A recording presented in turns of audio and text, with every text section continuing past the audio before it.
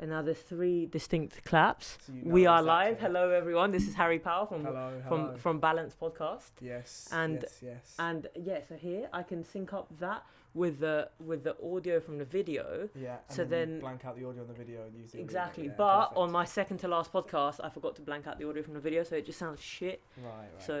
That's part of the fucking process of making podcasts, and I'm sure that you find that as well. It's I had a conversation. How close do you need the mic, by the way? It's good here, like the front of it is where the voice comes in, so you can just tighten that. Yeah, I'll just tighten that. No problems. Yeah. No problems.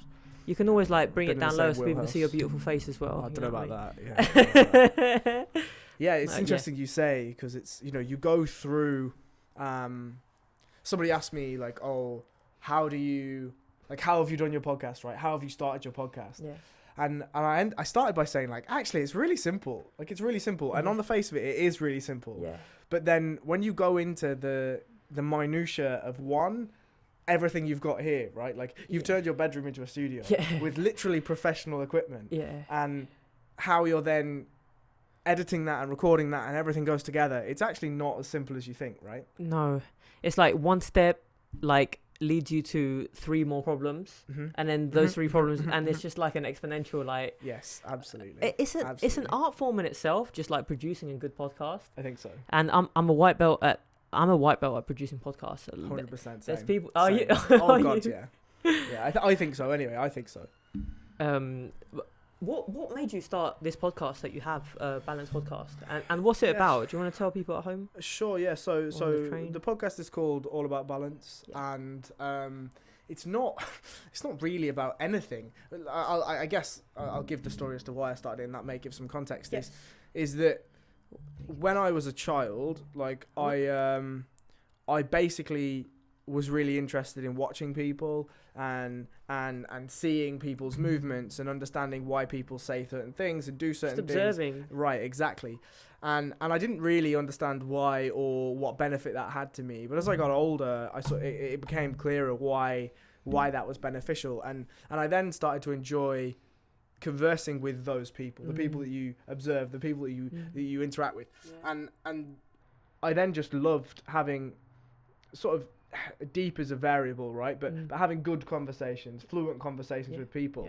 Yeah. So as I got older and older, I was like, I wonder if other people do this, right? And it turns out that there are definitely a subsect of people that do that, but there's a lot of people that don't have those types of conversations. Yeah. And I just thought, well, I love interesting conversations, or what I determine to be interesting. Yeah. If I love them, maybe other people will like them. So, I mean, that's literally it. I recorded some interesting conversations and I put them out there, and if other people like them, then great. If they don't, that's also great. I think people are starving for that kind of medium, because people people just about scratch the surface in their daily conversations, right? Because you see people at work, you're task focused, they're task focused. It's like, how you doing? Yeah, I went to a thing yesterday, it was good, it was funny, and then that's it. Yeah. So you never go beyond just the surface level to actually find out like what they're about and what they believe and everything. And in many ways, it's really brave to start your own podcast, because what you're doing, you're bearing yourself to the world, and you're open for everyone's criticism. Yes. Yeah. That's true. That's the brave part of starting a podcast. Yeah. I just don't really think about that. That's the best thing to do, I think. It's the same thing. I mean, when we had a conversation, we talked a little bit about numbers, and that's my only challenge to you saying that people are starving for it, is because numbers have done okay, they're gradually rising. I mean, especially through lockdown time, where people just don't consume anywhere near, or actually they're probably consuming too much that their consumption is so saturated that they don't go looking for new things, right? That's true. But for my podcast specifically, the numbers have sort of plateaued, if not dropped off slightly. And maybe that's because I've started to veer away from having grappling-centered guests. Because do you think that increased your numbers? I think there was definitely a misconception with the podcast when it first started, and that misconception was that it was a grappling podcast, and it's not a grappling podcast. One of the things that I find really frustrating, especially about our sport, like, both of us are grapplers, right? I mean, if you could really determine us to be grapplers, right? But both of us enjoy grappling. Yeah. people then discern that that's your entire life and that's your entire identity. Yes. And they pigeonhole you. Right, exactly. Yeah. And then, okay, so a couple of the guys that I had on at the start were grapplers. I had Rob Deagle, I had Rob Drysdale, whatever. Nice. But we didn't talk about jiu-jitsu really. We really didn't. Just had a chat. Because there's so much more than that. I mean, Rob Deagle was always on at me like, please, can we do an ADCC review? Can we do? And I'm like, yeah, we can. Yeah. But you know, Rob Deagle is a philosophy major, right? Yeah. Like, there's so much more in that guy's mind than how to rip people's heels off. And Drysdale the same. We talked about philosophy, we talked about ethics, we talked about global politics. And sure, you know, he talked about Gordon Ryan a little bit here and there, but you know, generally, the conversations that you can have with people are not centered around their sport. Yeah. Now, don't get me wrong. There are some people that I've spoken to, grapplers, that I've tried to press the conversation outside of, and they always bring it back to grappling. Yeah. And I understand that too, right? Yeah. There are some people that, you know, their minds are just so enveloped in that thing. But yeah, I think maybe because I've slightly walked away from grapplers per se, and I've gone into having, you know, my last podcast was a podcast with a lady from Safer Places, which is the charity that I cut my hair for. Yes. And, you know, that was to do with domestic violence and sexual abuse and stalking and all this stuff, which is about as far away from grappling as you can get. Yeah. And, you know, I really want that podcast to do well. Now, not for my game, but just because, one, the charity is a really good place. They do amazing things, but also because the message is important, right? Yeah. And, you know, what will be with that podcast. But it's true. I think maybe if people found your podcast through the Drysdale episode or through the Deagle episode, then they expect the same content. Yes. And it's quite a lot of pressure, right? Exactly that. Yeah. Exactly that. But I don't know. I think the more people you bring in, some people, there'll be an attrition, right? People will drop out, but then people will stay. There's like, I'm sure you have like a core base of listeners that are always like, when's the next episode and stuff. So I think... So there is, because there's always a consistent number of downloads, right? Yes. They fluctuate, but generally it's above a certain metric, right? Yeah. So there is obviously a core amount of people that are downloading, but the funny thing is I don't know who they are, right? They don't reach out, and if they don't reach out, I don't know who they are, right? Yeah, it's true. They could be anywhere. They could be in... Exactly. Like, I had one from Vietnam. There's a guy in Vietnam that listens to these podcasts. That's amazing. It's crazy, isn't it? That is amazing. Just that one guy in Vietnam. Imagine, I think there's a film about this musician back in... I remember what decade, but he went to this country and he was a superstar in the country. But by all accounts, he was a failed musician in his own country. Yes. I do know who you're talking about. How trippy would that be? You just go there and they're all looking at you like a god. Yeah. They just love you. They just know all of your most obscure shit. They just know all of it. Yeah. But I mean, in the same vein, like, I know that me looking at numbers is purely an ego thing. You know, I know that when I look at them, I'm looking at them to see if I have done well for myself. Yeah. Like a podcast could do 6 downloads. Yeah. Right, or you know, the best downloads that I've done so far is the Rob Deagle podcast. Right, it did 3 figures, and I was like, Jesus Christ, okay. But then I look at it, and I think and this is a question for you. But, You know, the thing that I found the most about doing podcasts is that you realise how out of the way a little bit how minute your opinion is. Right? What do you mean? So for instance, I say this to every single guest that I have at the end of the podcast, not on air, is that nobody cares about my opinion. They care about the guest. They're looking at that for the guest. Now maybe it's slightly different for yours, but it seems to me that the guest is the important thing, right? So when you're the host, then definitely, right? Right, exactly, right? So when, for instance, with Rob Deagle, he has a massive following, right? Yeah. Massive following, world-renowned grappler. Good content on Instagram. Follow. Great follow for Instagram if you're a grappler, obviously. But if he hadn't shared it and promoted it the way he did, the podcast would have done nowhere near, right? So the key to it is the promotion. But because my promotion is the same all the time, I have one Instagram, I have a YouTube, I have a Facebook, and you have a certain number of people that are tuned into that. Right. Yeah. You know, what you find is that actually the culmination of your opinion is actually the sum of what the promotion by the guest is, rather than you look at that and you're like, oh yeah, that makes a lot of sense. And it's kind of humbling in the same way, you know. Yeah. So if it wasn't for them sharing it, then your opinion would not reach the amount of people that it has, right? Right. Yeah. Exactly. It's very true. And that's one of the secrets that I realized, that podcasting is not like, you could be the best podcaster in the world. If people don't listen to your podcast, it's kind of like, what is this? You know what I mean? And in the same vein, you know, I mean, the sort of the deity of podcasting is Joe Rogan, right? Like, all hail. But you know, if we look at Joe Rogan, my opinion is that he's actually dropped slightly since, well, for a couple of years. And I mean, there's variable factors to that, right? One, what do you mean, like the quality of his podcast, perhaps? Yeah, just the quality of him, right? Like he seems to be more and more set in his ways now than he was previously, and the same pertains to his MMA commentary. But it doesn't matter. He's got really criticised recently for his MMA commentary. Right, and for good reason, frankly. Like, if you've got commentators that don't understand the rules of MMA, and you're commentating to millions of people, and you're frankly shitting on refs and judges that are actually doing the right thing or attempting to do the right thing, like that's not a good thing for the biggest promotion in MMA. But but that's besides the point. So you're saying that like the quality of his podcast is right, and I think that, I mean, he's getting older, right? He's nearly 60. So he's becoming an old man, right? Right. And I think that the natural process of life will occur to everyone regardless. And people generally become more conservative in the West anyway, the older that they get, because... That's why Hitler died so young, by the way. Really? No, but... I was like, Jesus, that's a draw I've never heard before. But isn't it funny, that joke? I heard a comedian say that, like, because people get they more right wing as they get older, and it's like he became so right wing that he died, you know. That makes a lot of sense.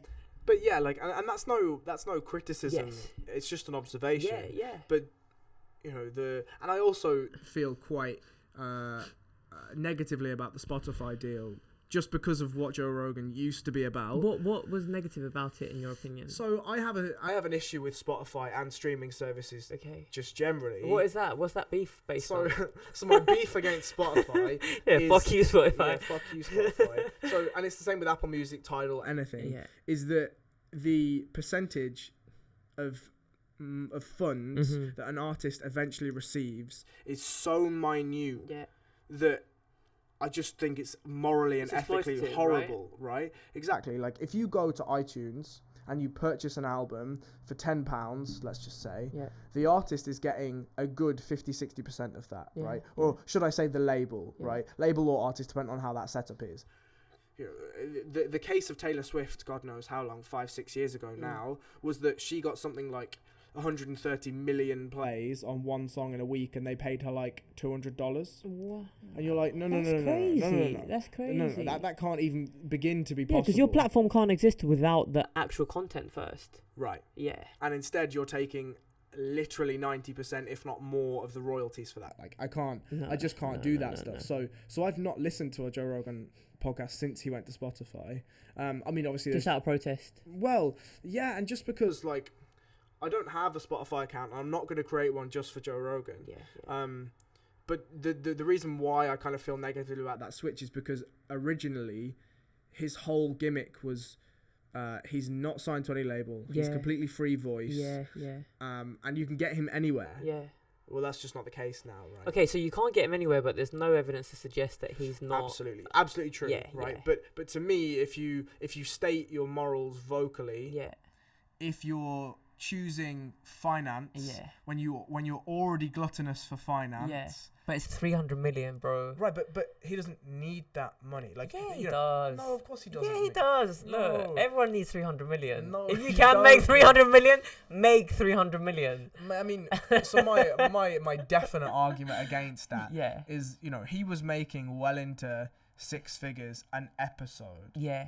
Just based on YouTube download sponsors, all this stuff. Yeah. So if you're making 6 figures or even 5 figures for one episode and you're recording 2 episodes a week and you're on a healthy salary from the UFC commentary, that's 6 figures. And stand-up touring and stuff like that. Stand-up tours are sellouts all over the place. He's a very successful man. He's a super successful man. Yeah. And he goes on all the time about, I've got fuck you money. Yeah. Right? Yeah. And he probably still gets royalty checks from various films he's been in and TV shows for replays and all this stuff, right? He's a wealthy dude. Yes. And it's come through hard graft. Let's not get that twisted. Yeah. But if you're, to me anyway, if you're going to go against one of your publicly stated morals for finances, when you already don't, in my opinion, when you don't need that money, like, you know. I hear where you're coming from. One thing I'll say to play kind of devil's advocate is that YouTube kept censoring his content and stuff like that, right? I do understand that. Yeah. I do understand that. And that is a problem. That's another problem in itself. Yeah. Right? Yeah. And frankly, I think he was right to be as vocal against YouTube censorship as it was, because at the end of the day, you know, we live by our means, right? And if anyone's seen any of the Instagram posts that Joe's got around his house, you could sort of see in the background that it's not a shabby place to live, right? He's doing all right for himself. Yeah. And you know, if YouTube was one of his biggest revenue streams and that's becoming demonetized all the time, then of course, like, you have to argue that. But I'm just not sure that the right answer was just stop fighting and take 300 million from Spotify. You know. So you think you should have pursued like a better? Well, I mean, how much content do you think? How many? It's probably a really good question. Actually, it'd be good if we could find the answer to this. But what percentage of watches weekly do you think Joe Rogan has? I mean, it's in the very small percentiles because of how much content. What do you mean? What percentage? Overall, of the whole of YouTube? Yeah, the whole YouTube. What percentile do you think he gets? I'm not sure. It's got to be tiny because of how many content creators there are. But you know, let's take the Elon Musk or the Kanye West interview. Right? Yeah. He posts it, and within a couple of days, it's hundreds of millions of views. Yeah. Come on, like. Yeah. That's an insane amount of content that people are downloading and viewership for YouTube. Like, he's changed. Like, there has to be an exception made for him. Not necessarily an exception, but if somebody, like, generally the leaders of our society, quote unquote, whether that be popular society or not, they get free passes. Yeah. Let's take Conor McGregor or a politician or whatever. Something goes wrong, all of a sudden, that's brushed under the carpet and things are fine again. Like, if you or I had done the misdemeanors that Conor McGregor's done, we're not sat here having this conversation. We're just not, right? Yeah. We're either in a penitentiary somewhere, or we don't have the money to afford this incredible equipment around us, right? Yeah. But Conor McGregor seems to thrive off those things. John Jones was the same at a time. Yeah. You know, there's I'm drawing MMA parallels just because they're the easiest to make. But if you've got somebody that is such a vast contributor to your platform, surely you at least hear them out. Yeah. No? Yeah. I hear what you're saying. And another thing to add to your point is that I feel like YouTube is a lot more democratic a platform. Yes. For whatever reason, maybe because you don't have to get. Well, I suppose every phone's got a YouTube app. You don't have to download one specifically, and everyone uses YouTube, so he can reach more people. But I think ultimately it's up to him, man. Of course, and look, at the end of the day, like, who the fuck am I to criticize him, right? Yeah. You know, he's gone and done the things that we kind of dream of as small time podcasters. He's like kind of laid the road, like laid the path down, right? 100%. He's like the godfather of fucking podcasting. I agree. I absolutely agree. You know, and he started the same way that you and I have started, just chatting with a mate over a Zoom call or Skype call or whatever it was at the time. He was on his sofa in his house. Yeah, that's right, with Brian Redband, right?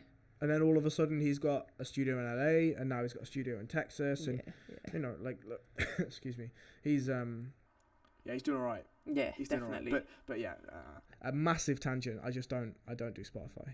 Okay.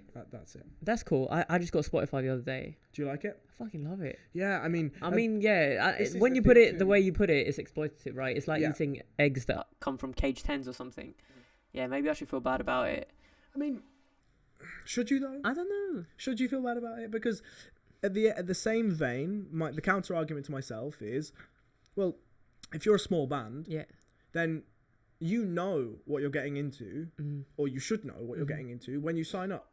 And if you don't, well, then it's your own fault for not knowing. Yeah. And if you wanted to also stage a protest or whatever it is, you just don't sign up to Spotify and put your content on there, right? Yeah. You know, the downside is that Spotify gives you an opportunity gives you a platform, right? to then, let's say you go and you're selling merch or you're going on tour or whatever it is, right? That gives you the opportunity to raise those fans as well. So, the counter argument to myself is that, okay, maybe they're not drawing dividends directly from Spotify, but it may be an opportunity to further dividends down the line, right? Have you heard that Dave Chappelle doing stand-up and he's talking about his father who opposed the apartheid? No, tell me. So he's saying how important it is to always be on the right side of history and kind of do the right thing. And he was, I think he was doing this set in South Africa. I might be wrong. Okay. But he was talking about how his father worked for a company that kind of propped apartheid up. Right. And he resigned through a conflict of morals, and that led to huge instability in the home finance-wise and a strain on the relationship with his wife and stuff like that. But he did it because it was the right thing to do. Yep. And he put his morals first. And Dave Chappelle says, and today I can walk through the streets of South Africa and be among the South African people. It's kind of cool, right? And he might not have been in South Africa, but that's kind of the gist of the story, right? Sure. Yeah. Yeah, and I think that, that sort of feels like it sits in a larger sort of scheme of ideas that I currently have, which I call like the pantheon of knowledge, right? So to me, Dave Chappelle's father would have added to the pantheon of knowledge regardless, but by choosing to do something that he determined to be morally right, he allowed he allowed his own thoughts and ideas and the product of those ideas to be added to one team, one side, one wing of that pantheon of knowledge. And it turned out that eventually apartheid was over and South Africa became a calmer country, a more rational country, a country that was freer and more inclusive, and all those things, in my opinion, are vastly positive. So, but if Dave, if he hadn't have chosen those things, he would have equally added to the same pantheon of knowledge. But what we don't know Sorry, continue. No, please. I was going to ask what is the pantheon of knowledge, just so I can have a clear image in my head. That's a very good question. So, in my mind, like the collective pool of knowledge of humanity or something. Yes, basically. Okay. Basically, it's a collective. I wouldn't necessarily say conscience, because who knows what that is, but it's a. I mean, it could even be a tangible thing. I don't even know. But it feels like through generationally, we pass knowledge down, we pass information down, we pass stories down, we pass teachings down. Yes. And that has to reside somewhere. Yeah. So it feels like there's something possibly ethereal, and I've just named it the pantheon of knowledge just because, that holds a repository of that. The way that I think about it is Plato's World of Forms. Yes. Right? Yeah. So something quite similar, but without the sort of degenerate sort of I'm a philosopher king and you're mere peasants that aren't necessarily philosophers sort of gimmick. It's more that regardless of what choice you make, at any given situation, you are adding to the pantheon of knowledge. Okay. So it could be a positive one or it could be a negative one. And eventually, the next generations that hopefully come after us, will stream data from that pantheon of knowledge, good or bad. Is that inherited orally and through teaching, or is that like an unconscious? Who knows? Because I don't know if you know Carl Jung. I've got his book up there, but he spoke about the collective unconscious, right? Yes. And that I feel like that kind of draws similarly on that. Yes. Because there's myths of heroes dating back into the antiquity of the human species, right? Yes. And it's like our lives, we live out our life paths, whether consciously or not, through myth, through stories. Right. And we end up taking on the role of a certain archetypal character. Yes. And I've identified it in myself even that like I'm currently living out the hero archetype or the explorer archetype. Because like the way I came to be in London was I was in Greece, which was like under the safety of like my dad's like watch and working through his business. So I had a lot of security, and he was almost like a kingly figure because he has a high status because he has his own business and everything like that, and people look up to him as a member of the community, and he's built my family and all that kind of stuff. But within that safety of the kingdom, I felt like I wanted to like go out and explore, and you see Buddha did the same thing. I'm not comparing myself to the Buddha, obviously, even though we're all Buddha, really. Sure. But yeah, so he did the same thing where his father wanted to protect him from the outside world. So within the kingdom, he made sure everyone was young, no one was ill, no one was dying, and basically created this illusory world for him. And one day he was out with his chauffeur, and he found a sick person, and he was like, "What's that?" It's like, "Well, people get sick." And the second time it was an old person, and the third time it was a dead person. Right. But every time he kept going back to the safety of the kingdom, there was like a calling in his head to call, like, because there's that chaos that you want to confront. Because if you don't confront it, then it just comes after you, right? And you're not ready for it. And then he went into the wilderness. He escaped the king, or like just ran away from home, and he went into the wilderness in order to find enlightenment, I guess. And that's kind of the explorer and the hero as well, because the way the hero archetype kind of finalizes is where you come home, and the hero either dies or transforms into something else, right? Or the hero can die in battle. That's a possibility as well. Yeah, so it's kind of interesting, right? Yeah, so you're saying that's why that's why you came to London. What was it that specifically triggered the move to London? Well, my sister lived here. Okay. I knew that if I stayed in Greece, I would be so comfortable that I'll never make anything myself. Right. I knew that, and I was conscious of that, and it was tempting to do that as well. And London was scary because I knew that I'd have to work and find a job where I didn't have to do that with my dad. Like, I could work in the summer and chill in the winter. But it meant I'd have to be responsible in this manner of ways. And the reason I wanted to do it is because I love jiu-jitsu, right? And I love martial arts, and I wanted to train jiu-jitsu in a place that's got a really high level. And I wanted to come to 10th Planet London, right? And I did, and I'm just lucky enough that it happens to be a fucking really good gym. Because it's almost like everything aligned. I was looking for like a really good gym to join. I happened to come across that, and that's been the kind of story so far. And I guess that the way it's going right now is that I'm kind of honing my craft, and eventually I'm going to bring jiu-jitsu back to my small island in Greece. Interesting. And hopefully open up a gym and have like raise kids to train and fucking make them into fucking good jiu-jitsu athletes, and maybe elevate the status of the sport on the island and stuff. That'd be brilliant. Yeah, man. That would be brilliant. Yeah. I like that, and I think that and I don't want to go on massive jiu-jitsu tangents, but I feel like jiu-jitsu has a method of doing that to people. Yeah. There seems to be, we talked just now about myths and legends and sort of the cyclic nature of what it is to be human, and I feel like jiu-jitsu represents that really well. Yes. That you generally, the archetype of most people that stick around long enough to get to a solid level, eventually they always feel like they have to give back to something, right? Yeah. Whether that be through, I don't know, seminars or coaching at their own gym or, whatever. Generally, it feels like there is a notion to give back. Like pay it forward kind of thing. Right. Yeah. Right. And whether that's you going back to Greece and opening up a school and, doing that whole thing, or whether it's, just doing some PT stuff or the food stuff that you've been doing, or whether you become a coach under Jamie or whatever it is, right? Like, it feels like there's a notion that is that's got vast parallels to what it is to be human in it, Yes, definitely. Yeah. I like to think of it in terms of like going out to master the chaos of the world and then bringing it back. Like that's the kind of way that I'm thinking about the kind of journey. But how was your training going before lockdown hit? It was okay. I mean, extremely inappropriate time to take a drink.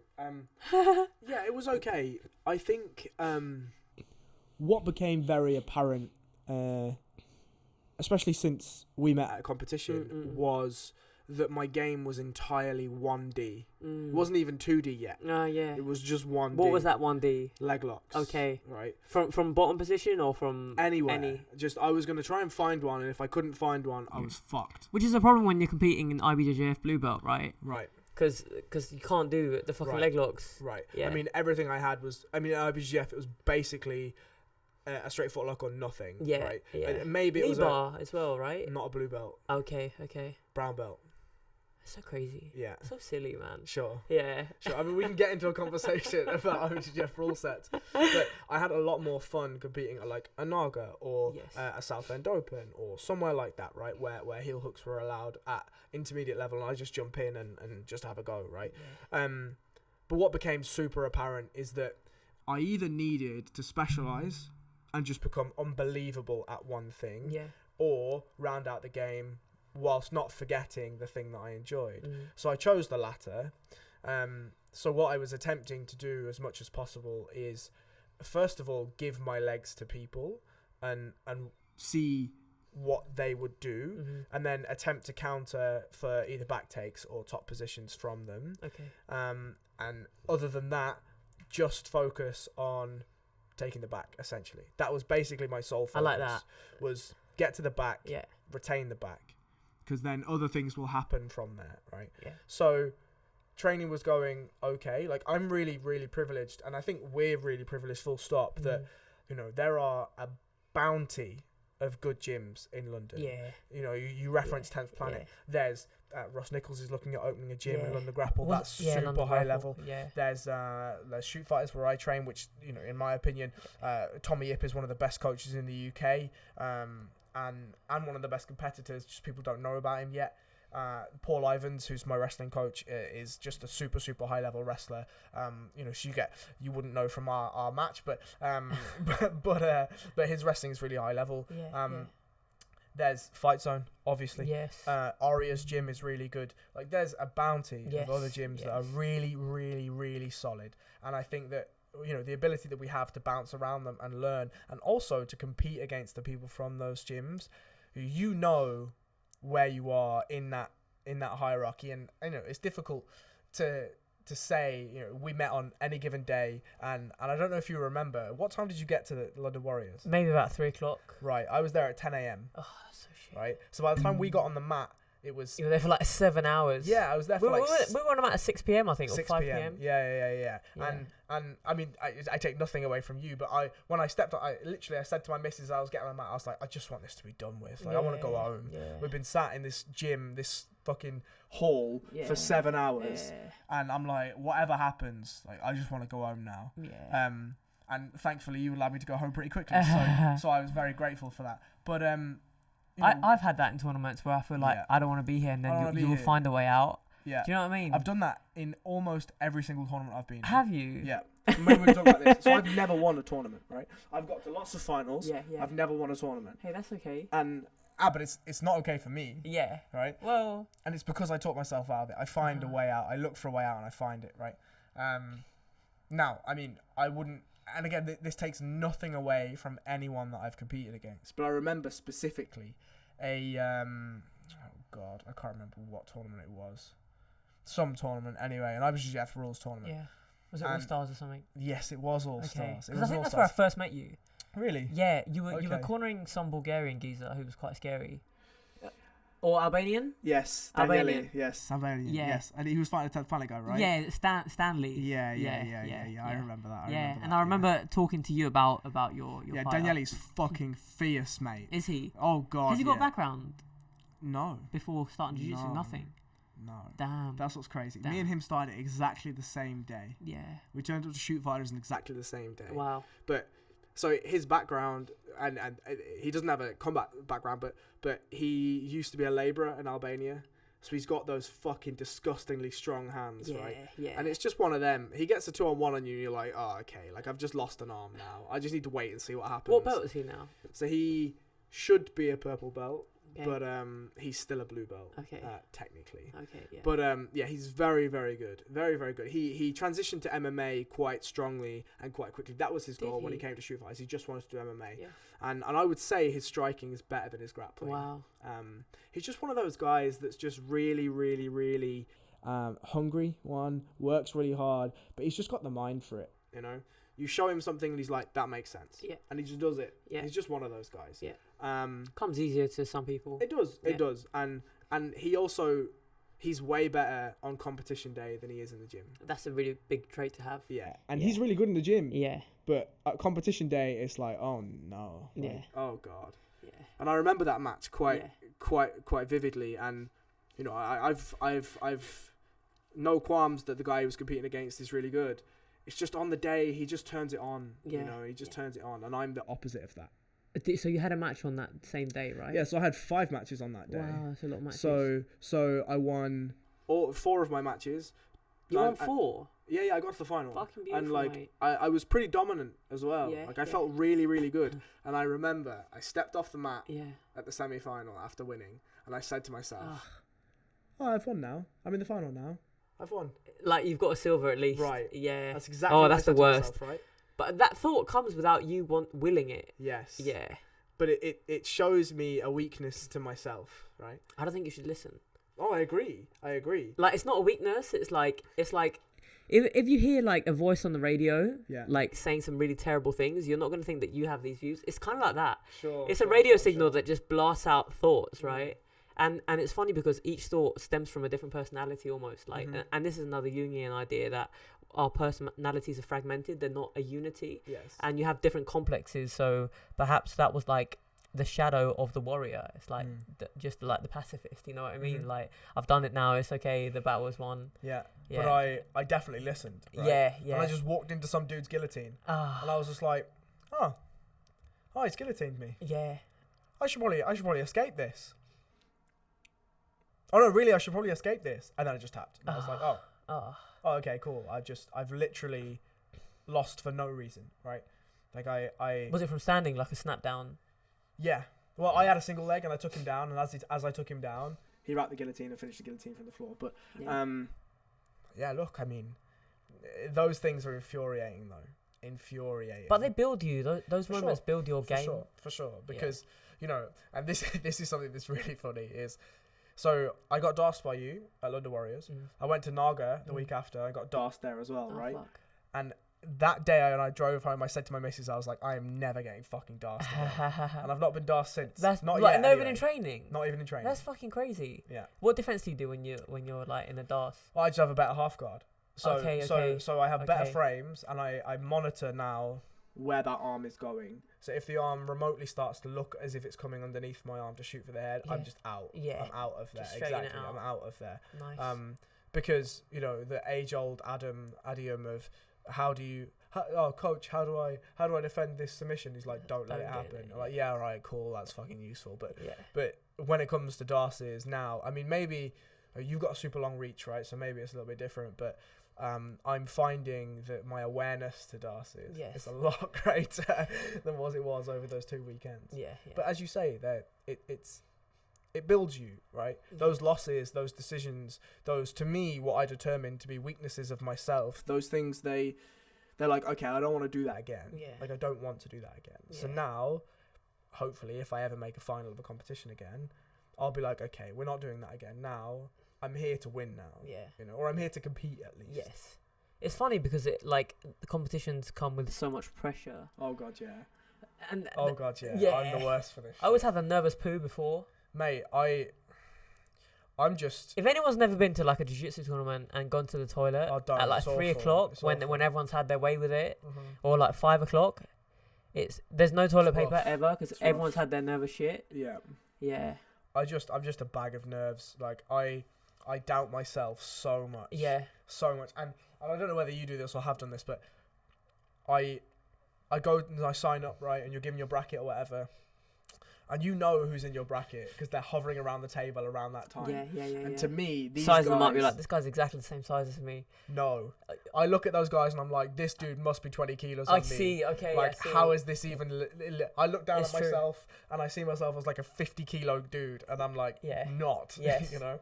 Yeah. And it's that's not just the mind fucking with you again. It is. Yeah. It's not until you touch hands or something you're like, oh, okay, they're human. It's fine. Yeah. Or some people, they just feel so strong instantly and you're like, fuck. This guy didn't come to play.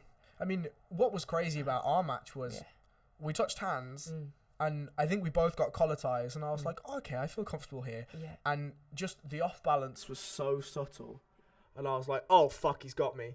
Oh, fuck, he's got me. What was it? It was like a knee tap, right? Yeah. Yeah. Because I tried once to get it and then you defended against it.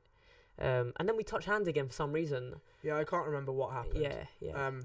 I think it was an eye poke. I think I poked but in the I eye. was cool, so I was like, I don't know why I touch hands, but I'll touch hands. Yeah. I think that's another thing is I'm probably a little bit too respectful. That's in it. Competition. You can't I think my mate Stefan is the wrestling coach as well. Yeah, I know Stefan. Yeah. So he'll touch hands once at the start and once after. There's no touching because you get too matey and then it kind of takes away from what the objective is, right? I get that. Yeah. You don't want to form too much cooperation really with a person. Yeah. And that's where fighting teammates is really difficult. Yes. I don't know. Have you ever done that? No. It's hard, man. It's hard because if it's not a person that you kind of that. If it's a stranger, then it's easier for you to think about just playing your game and doing your thing, and essentially taking the medal away from them potentially. You know what I mean? But then when it's your teammate, it's kind of weird. I don't know. It's easier to be emotionless. Yeah. Against a stranger. Yeah. Because all you focus on is how hard you've worked to get to that place, and obviously it's exactly the same the opposite side, but you don't have to think about that. Yeah. Whereas if it's a teammate, you've seen them in the gym every day. Yeah. Right. And you know what your games go like as well. Yeah. Yeah. Yeah. Well, it's similar to Kamaru Usman, Gilbert Burns, right? Yes. Like somebody said, it was DC, I think. Excuse me. Said they know how those rounds go in the gym. Yeah. And we're gonna see that on fight night, right? Yeah. And the same thing happens, right? Yeah. Yeah. He got dropped. Usman got dropped with the right hand, didn't he? Yeah, it was like, not really dropped, wobbled, but he got wobbled. Yeah, it was close. I mean, look. And Usman even said it, right, at the end of the fight. He was like, that's basically how our spars go. Yeah. I try to weather out the storm, and then I take over late. Yeah. And I mean, like... Yeah. Yeah. I mean, it's really demotivating if you can't put someone away. Yes. And if you're really trying, like, you're throwing all your best submissions and stuff, and you can't put away, it's like, fuck, man. Yep. It's like, if you ever saw, like, Husama Harris versus Alan Belcher. Yep. That was kind of like that. Great match. That was a really good match. Yeah. Because no one expected Belcher to actually play leg locks with Harris just to escape him, but he's been training with Dean Lister for like 6 months before that fight. But yeah, that was a fucking good match. It was a good match. Harris was always so weird in the way he, like, there were so many weird things about him. Like, he there was a fight where he knocked the guy down and did a little bit of ground and pound and ran away like he won the fight, but the ref never actually stopped the fight. And then the ref was like trying to say, no, come down from the fence. Like, the fight's not over. And he was just there like... Yeah. Yeah, I don't know. I mean, I think there's... Paul Horace is... I think you have to be a certain type of person to apply submissions the way that Paul Horace applies submissions. Yeah. Right? Yeah. You know, it feels like the majority of grapplers apply submissions with intent to break. Yeah. But without ever actually wanting to go through and actually break whatever it is they're trying, or, you know, finish whatever it is they're trying to do. Yeah. Paul Horace thinks the opposite way, right? And we've seen in multiple tournaments guys tap and he just continues to cringe and continues to rip through. And, you know, there's... And the refs are even pulling him apart and he's continuing. Yes. Yeah. Yes. That takes a certain type of person, I think. I could be wrong, but I think that he's got some kind of mental disability. Sure, maybe. I think he does. I think I heard that. I could be wrong, but it would kind of explain some of the behaviour, I think. I think so, yeah. Yeah, he's a crazy dude. Yeah. He's a crazy dude. It takes guts to fight, like when Gary Tonin fought him, right? Yeah, I mean, Gary Tonin's another person that definitely has mental instability, but... Do you think? Yeah, I mean, he's talked about it. He's talked like about depression and stuff, you mean? And like he's got ADD, Jesus, something like that. Yeah. I mean, I'm not going to quote it because I can't remember, but it makes sense. It makes sense, and I think, to be honest, the whole ADD thing, I feel like we label, or we're too quick to label people, right? Yeah. I feel like we've done that because there are outliers, right? Gary Tonin is an outlier. Anyone that you see on an ADCC mat is an outlier, right? Anyone that you see, frankly, in the top 15 of the UFC is an outlier. If you went down and you sat down and you had a conversation with these people, you should come away being like, that dude or that female is different. Yeah. They're just different. Yeah. Right? And in everything from like visualization to work ethic to like what they dream about, what their goals are. Mm-hmm. Yeah. Just the way they view the world, the way they view their days is just different to the way that we are, right? It's just, people are built like that. And that's fine, you know, don't get me wrong, that's fine. Yeah, I mean, how was your training before lockdown? What are you trying to do? What are you focusing on? I'm doing a lot of inversions and stuff, just playing with that. So, like, a lot of reverse De La Hiva and De La Hiva guard into, like, X guard and reverse, you know, backside 50-50. Mm-hmm. I've just, like, started getting good at that. And just loads of twisters and stuff like that. Okay. Yeah, man. People are getting annoyed because I get them in twisters and stuff. Sure. But I've got really nice setups now. So I was going to compete in Battle Grapple Trials in the advanced, even though I was still a blue belt. And I got my purple belt like I don't know, 3 months ago or something. Nice, congratulations. Cheers, mate. Thank you. But yeah, so I'm looking forward to just getting back and competing and to be frank, losing mainly because I know that I'm going to lose mainly because you're in a category of purple to black, so there could be people that have 5 more years experience on you, and the stats are stacked against me, so I'm going to lose, but I think it was going to like improve my game so much because it's just going to sharpen up in order to be able to stand at that level. So yeah, that's what I'm excited about. But it's interesting when you were talking about ADD, right? Because essentially it's diagnosed in the classroom most often, right? And it's when usually boys, because you don't really get girls that have ADD. It's the majority of people that get it are boys. And it's when they cannot pay attention to the class and they're fixated on one thing too much, and or they have too much energy. That's another thing. But it's quite dangerous to actually diagnose someone with something when it could just be their personality, right? I mean, how can you say like it's just someone's personality? You can't pathologize it, right? I think you're right, and I think the other thing that kind of makes me feel slightly like negative towards that connotation is people learn differently, right? And don't get me wrong, the UK education system is probably far superior to many education systems in the world. However, both of us, or I've been through it, so I can critique it, I feel. And it feels like you're pigeonholed quite quickly as a child to you're either going to be constructive, a good learner, whatever that means, or you're not, right? And even as it gets to secondary school, right? So secondary school, did you go to secondary school here? Yeah, cool. So secondary school here for me, where I was living in Telford, is you took an entry exam at year 7, right? Was that like an IQ test or something? Or? Right, basically. It wasn't an IQ test, but it was basically an IQ test. And off the back of that, you were branded, essentially, to your degree of intelligence. And you were then lumped in based on sets and bands. Oh, wow. And that was, so band 1, set 1 were the smartest kids in the school. And then it degraded down to band 2, set 6, right? Band 2, set 6 were what you were determined. And legitimately, there were some children with special needs and genuine learning difficulties and all this stuff. Fine, no problems. But what would happen when it came to like test time, like year 9 exams and whatever, is you'd see a vast shift because people would far outweigh others in some and would they were way lower than others in certain tests, and then the bands would change. And it's like, so you've just taken 3 years of a child's life and branded them as either really smart or really stupid, and you've expected them to be this thing, and they've had to live with that branding. It's like a self-fulfilling prophecy, right? Right, and they've had to live with that branding for 3 years until such a time that you either force them to prove themselves and they don't meet your ideals, or they do meet your ideals by, either way they're not going to meet them, but they far outweigh. And what does that do to a kid's psyche, right? We don't know, really, I don't think. But to your point of ADD, like, what type of learner are you?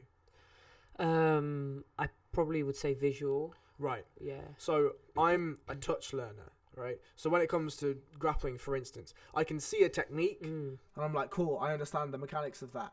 And then I'll try it and I'm like, this doesn't make any sense to me. And then maybe the coach will come over and show me and I'm like, all right, fine, got you, like with you. And that's changed over time. So I used to be able to just read something and I knew it. But that's not the case now, right? Yeah. Well, if you've got a child that's quote-unquote ADD, but actually they just don't learn the way you're teaching them. Or maybe they're just not interested in you, like you're boring them, you're telling them about some shit, they're not interested. Right. And they're coming from home and their parents are fucking like drinking, they're fucking getting bullied, it's hard. Right. It's hard, man. It's hard to fucking give a fuck when your home life isn't great. Yes. Especially about stuff that, it's not evident why that is so important at that age. Yes. It's not quite evident to a child. No. Yeah. And I mean, you can probably attest to this. Like, I was thinking the other day, like, I'm 27 now. Yeah. And, certain things that are important to me now, certain decisions I'm making in life right now, when I was even 10 years ago, at 17, like, they would have absolutely no bearing on my current thought process. Yeah. So, could you give an example? So, for instance, I'm, possibly going to move out of London, right? Yes. So, that's selling a house, buying another house, and everything that includes in that. Yes. A 17-year-old me would not even give the slightest fuck about any of that stuff, and wouldn't even begin to want to comprehend that stuff.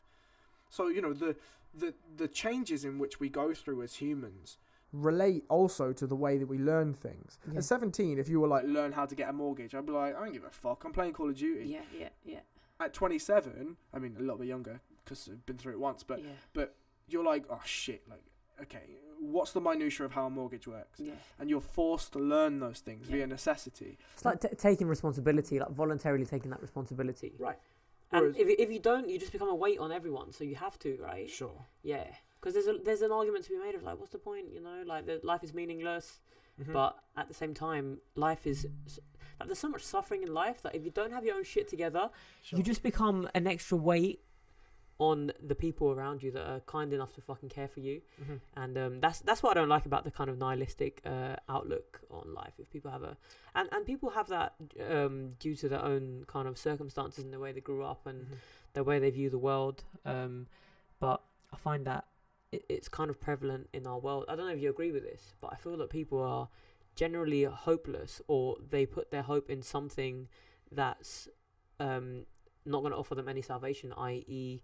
they seek that in getting a better job or acquiring more status or better things, more money, etc. You know.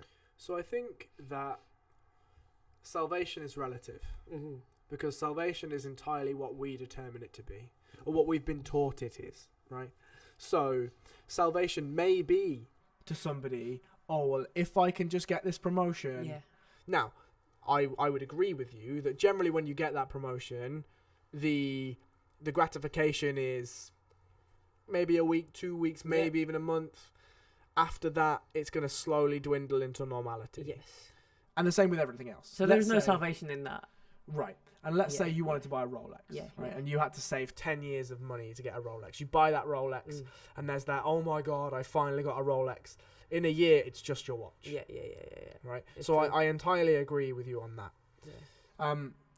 I think my question would be, what is salvation, right? Tangibly, what is it? I would say, because I think about this as well, right? Sure. Because I seek salvation in my life. I seek the end of suffering, and I do that by eating loads of food, you know. Like, I think I make this picture in my head of, like, Friday's the day that I've got off, and I will have done so much shit by then that I can just chill all day, fucking make some food, watch some Netflix, and then Friday comes, and that stuff may or may not happen, but I realise that it was just an illusion that I created for myself, right? Because when I get there is ultimately... You know, I eat a big meal, then I'm suffering with a fucking big belly, right? So I guess salvation comes from knowing that you don't actually need anything, and just the way you would be in like in a state of meditation where you almost exist outside of time and space momentarily. I guess that's what I would term to be like a kind of salvation. And I believe that, you know, like how Buddha talked about enlightenment, I believe that's a state that's attainable for all human beings through kind of practice and techniques that cultivate presence and awareness. And I feel like that's a far more, I would say, ultimately rewarding ideal to aim for, rather than something that's based in the physical, which by nature is something that degrades over time. It is naturally decaying, you know. It's entropic by nature. Yeah. I mean everything dies, right? Yeah. So even the idea of salvation must die. And to your point, like this is something I think is probably prevalent, is that, I mean, one, I definitely disagree with the end of suffering. I think suffering is necessary. Suffering or trauma is necessary, and let's be very specific about that. I think suffering or trauma that you choose to accept, or have the choice whether to accept. So, for instance, physical exercise, right? A good diet, whatever. These are sufferings, quote unquote, that are, in my opinion, necessary, because if you don't know suffering, you'll never know what it's like to not. And in your point about salvation, like I don't know that you could attain that forever. Yeah. You know, because it would be difficult to live in salvation and then still suffer. Like, those things are antithetical, right? Yeah. So, by the nature that salvation exists, it also must die. Now, that could be momentary deaths or not. Yeah. But, I think that people...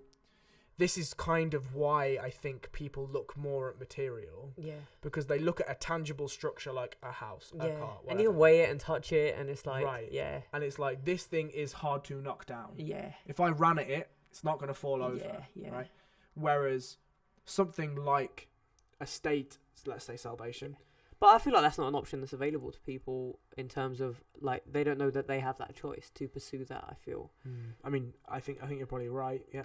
Yeah. I mean, it's not something that's prioritised. It's not something that we're spoken to even. I mean, if you think about it, like, it's a very mysterious kind of set of circumstances that we find ourselves in, like the human existence, right? Mm-hmm. Like, what's it all about? What's the purpose of our lives? And I think that if you don't get to work answering these questions, then you can get lost in kind of a meaningless sea of just gratifying the senses, and that's what I know that I'm capable of that, and I'm trying to kind of move away from that. But again, it's up to every individual to kind of play around with that and explore that idea within their own mind. But yeah, I think it's important to have the people that do just live gratifying. See your lovely face. I do feel like it's important though to have people that live a life gratifying the senses. Like Floyd Mayweather, you mean? I mean, no. Like, if you want to talk about a man that's known suffering, Floyd Mayweather has known suffering. Yeah. Right. Yeah. To be put through the regimen that he's been put through from 6 years old, that man has known suffering. But I think it's more that, complete hedonists. Yes. Like if I go back to the idea of the pantheon of knowledge, those people are adding just as much data as people like yourselves who are attempting to move away from that lifestyle and move into something that is more spiritual, right? And more a deeper understanding of what it is to be human and to answer those questions that you pondered. But if nobody did either, then neither state exists. I see. Right? Yes. So by the very nature of exploring what it is, exploring anything, right, is merely adding. And by exploring anything, you could just do nothing. Yeah. You could literally sit in a house forever and do nothing. Yeah. But at least that's now an explored state that's added, and people can take from that what they will. Yeah. Right? Yeah. So that's why I feel like there's a natural equilibrium in the choice of people.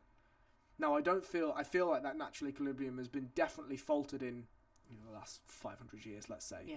But there is a natural equilibrium of people that go and do things, the go-getters, the people that are, let's take a John Jones and Israel Adesanya, those people who will eventually rise to the hierarchical top. And then there are the people that don't. But you need that. Yeah. Otherwise, there is no hierarchy. Yes, it's true. Right? And without a hierarchy, there's lots of bad things that happen. Yeah. You need the bottom level to prop up the top level. Because, and the people that are at the bottom level, one, should have the ability to rise up if they so choose to do so. Yes. But they should also have the opportunity to not. Yeah. And to just sit and potentially enjoy, right? Yeah. Depending on what your predeterminations are. Or, if you were going to take like a Marxist look at it, push towards getting some kind of redistribution of status or wealth, whatever the hierarchy may be built upon, because theoretically the hierarchy is unjust. But that's justice, I think. And I'm just talking. Yeah, I mean, I'm just talking about what a Marxist would say. I don't espouse Marxism. I don't believe in Marxism. But what do you think about that? Yeah, I would disagree with that as well. I think that I'll give you an example. Like, so for example, the financial institutions and the fact that most of the wealth in the world is held in the hands of a small minority. Yeah, and I mean, I think that there is something both right and incredibly grotesque about that. Yeah. The thing that's incredibly grotesque about it is that there are functions in place to ensure that wealth is kept where it is, rather than the people that own that wealth continuing to own that wealth by merit, right? I think that's a very important conclusion, is that to me, a meritocracy is a strong way to go. Somebody like Jeff Bezos, right? Yes. He worked extremely hard and extremely smart to get to where he is now. I have no problem with him having the money he has, right? do I think that if he so willed, he could end poverty in Africa? Yes, of course. Yeah. Should he do it? Well, that's not my decision, right? If I was him, would I do it? I don't know, because I'm not. I would like to think that I would, but we also don't know the charitable donations he makes or any of his other philanthropic ventures, because you look at oh god, there was somebody I was thinking about. Elon Musk. No, I think it was a footballer, right? I can't remember exactly who it was. Yeah. But anyway, they routinely give half of their wage away. Is that Rashford or something like that? Something like that. Okay. Actually, another one is Conor McGregor, right? Okay. So Conor McGregor, he's already saved at least 5 gyms in Ireland from going bust. Wow. He bought his football team. His boxing club now is crazy. He basically pioneered Dublin's COVID response. Yeah. And people don't talk about this stuff. Yeah. And they don't talk about it because he throws dollies through buses and says horrible things to Habib, right? Yeah. But this man is nowhere near Jeff Bezos level. Yeah. But he still finds it within himself to give away vast portions of his wealth. Yeah. For what we determine to be good deeds, right? So what would Jeff Bezos have to do to not deserve his wealth? Because you were talking about the fact that... So I think that, if Bezos...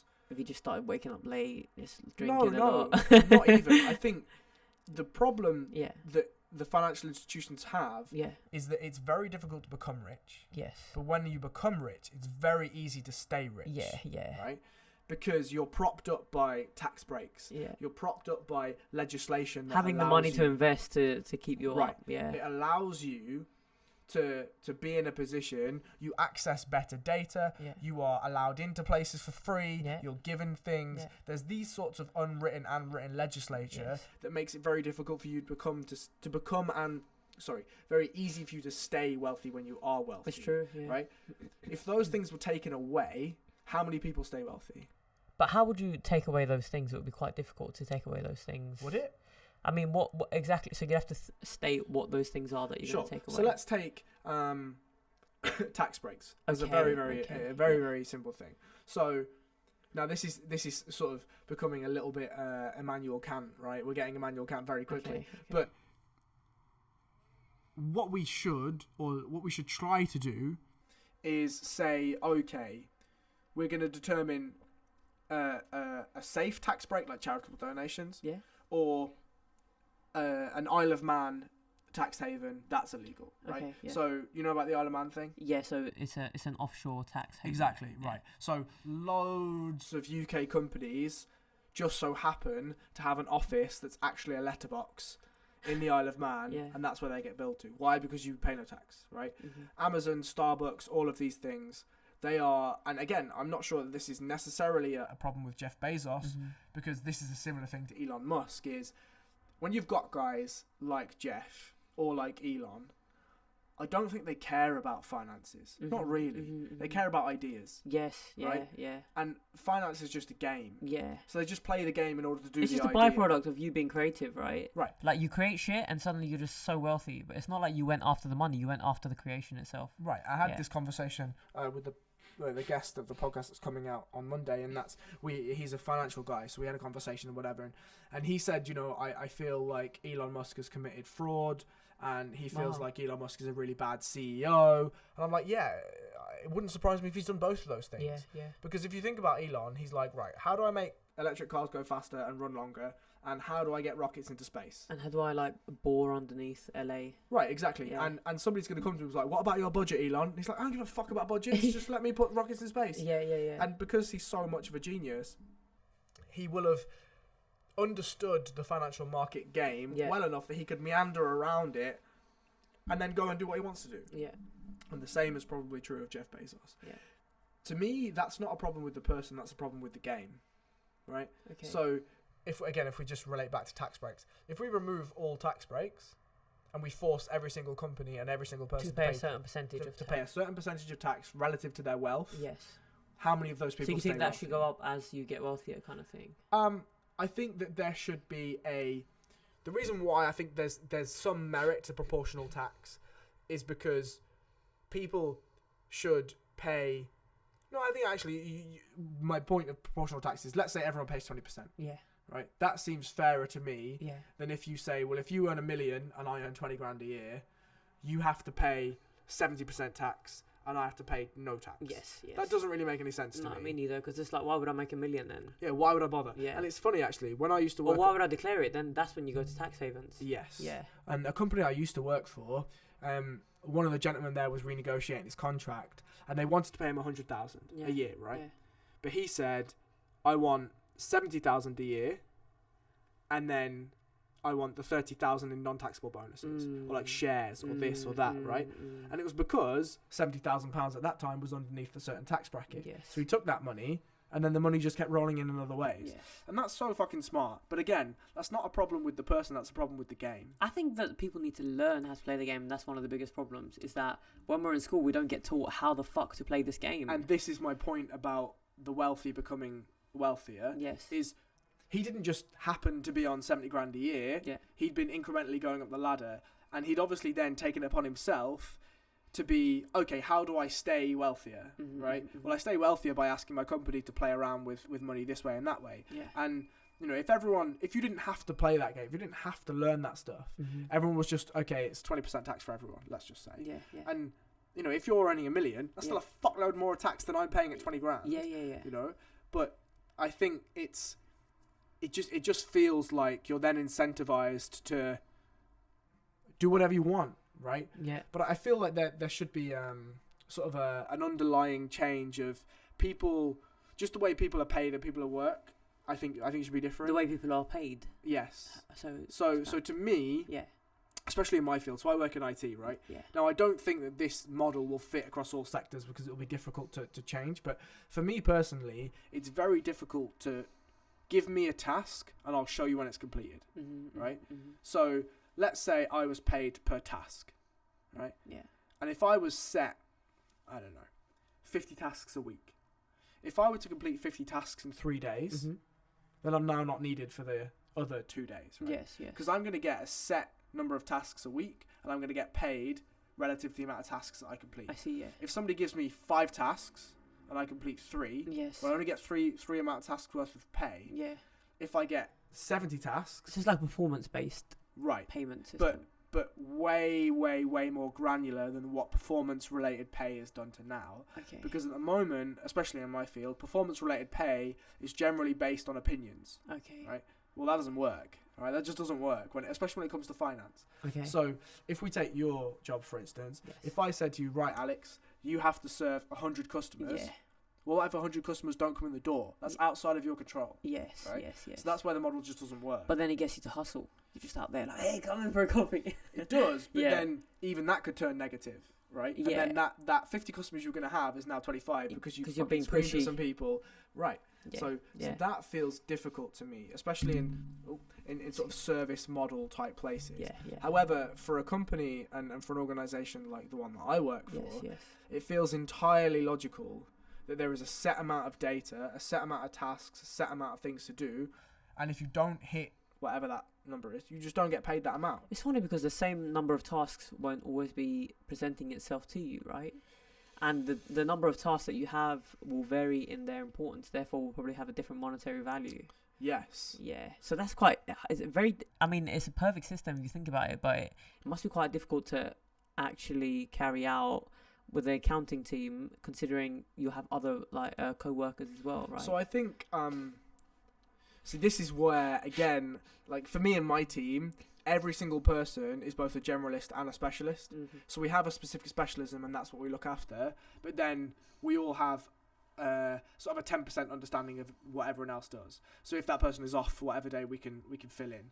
But that works well because then you can split the tasks up by specialism. Okay. And then the priority is relative to whatever the time and project importance and all this sort of stuff. Yeah. So then it really becomes about how you want to do things, right? So if my manager said to me, okay, well, there's this task and it's worth £100, yeah, but there's this task and it's worth £20, but the £20 task will take me 15 minutes and this one will take me 5 hours. Yes. Well, you could do 5 £20 tasks and it's going to take you less time than it's going to do to take the longer tasks that's higher monetary value. Right? Yes. And then, then it just becomes an interesting kind of incentivized game of productivity versus time. Yes. So, and that drives production ultimately. Right. Because if I want to get paid And if my boss can then change the game, right, that 5-hour task now becomes worth £1,000. Yes. And I look at it and I'm like, nah, fuck it, that makes a lot of sense. Let's just do that. Yeah. Right. Yeah, and then the game for me is, okay, it takes me 5 hours. Can I do it in 3? If I can do it in 3, how do I do it in 3? Yeah, right? Yeah. And that's when things to maximise the efficiency of your output. Right. Yeah. That's why communism will never work. Right. Because if you're getting paid the same shit, why do I have to be more productive than the next guy? Right.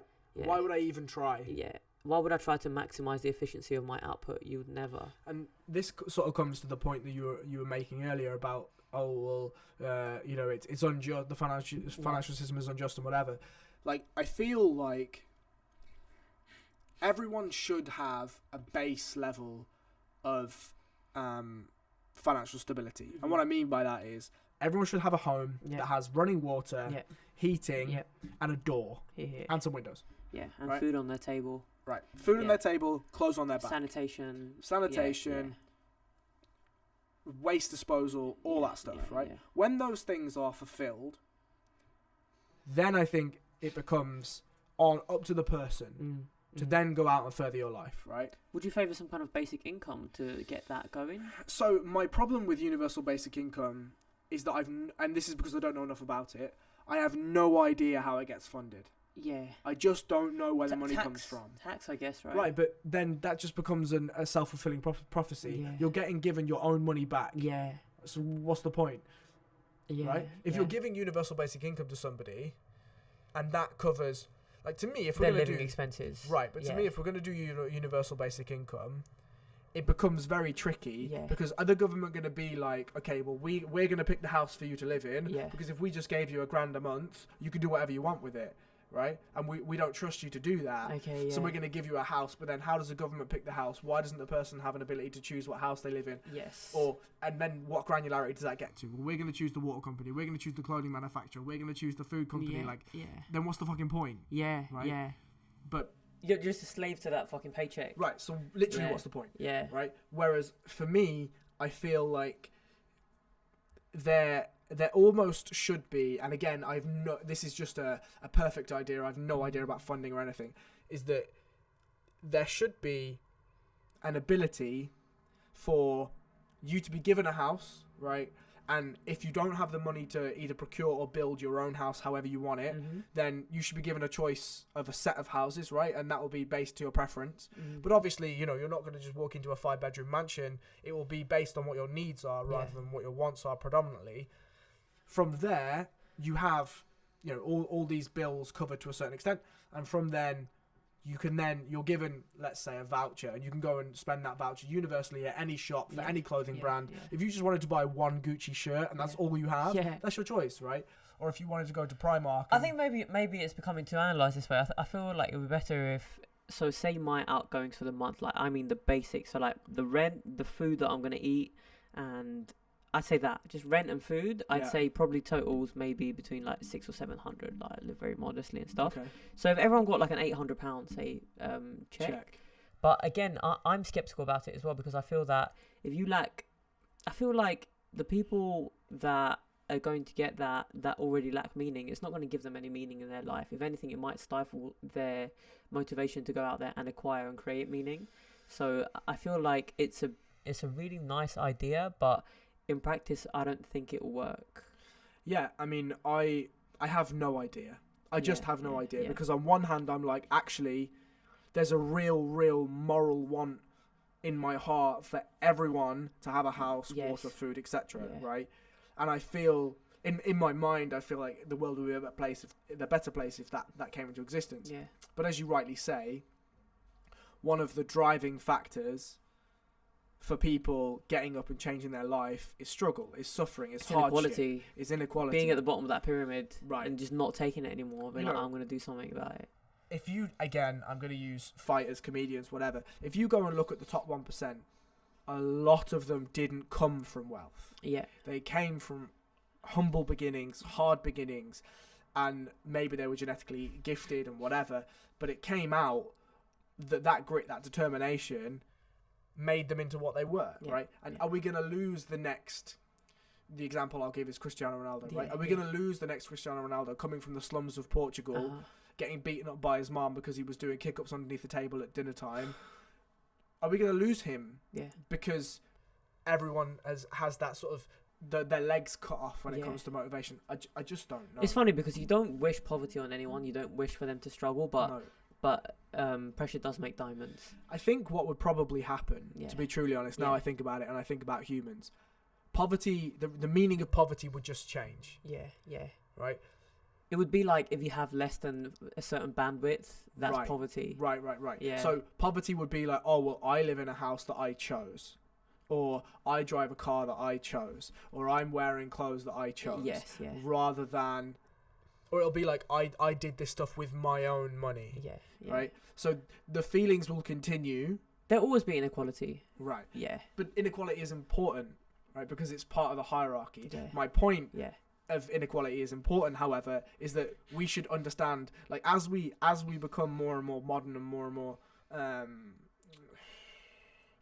modern, I think is the best word, is like inequality in the 1700s is fucking way different to what inequality is now, right? Yeah. In the UK, in the UK, right? Yeah. So as we rumble on and become more technologically advanced and have an understanding of what inequality is and what it can be, I feel like we should be updating how we deal with inequality. So, for instance, now, as you rightly say, inequality is having a roof over your head. Or people should have a roof over their head. They should have water. They should have this. They should have that. Just basic human needs. Right. However, inequality shouldn't be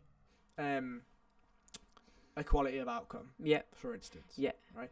Which could you expand on that and explain? So equality of outcome is essentially, let's say your cafe job, right? I've never waited a day in my life. I come and I say I want that job, and I get that job just because I want it, not because I'm actually skilled enough to complete the task. Whereas you are more than skilled for the task. I get it because I want it, or I get it because I'm in a certain demographic that there isn't enough waiters or waitresses or whatever of that demographic. Right. Yeah. And this kind of was a big problem in the IT sector, and it's because there's a distinct lack of females. Yeah.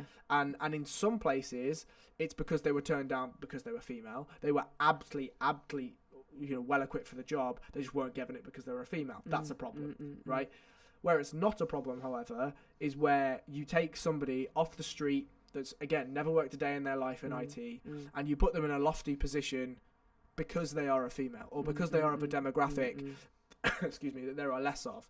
You know, it doesn't even have to be off the street, does it? It can just be someone with like much less experience than someone else who's a similar candidate. And this goes back to my thoughts on a meritocracy. Yes, right? yes. Things should generally, in my opinion, work on a meritocracy. That's how our match went, right? Yeah. You won that on merit. And the same in my job. If I keep my job, it's because I'm doing my job to a standard that the company is happy with. Because you're competent. Right. Yeah. To a degree. Yes. And again, competency is relative. It's competency based. You know, your boss may think that you're really competent, but somebody has exactly the same output. Just their means of competency is different, so they're valued lower, right? Fine.